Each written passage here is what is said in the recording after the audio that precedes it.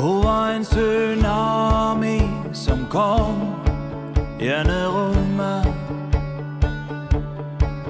Et lys i et mørkerom.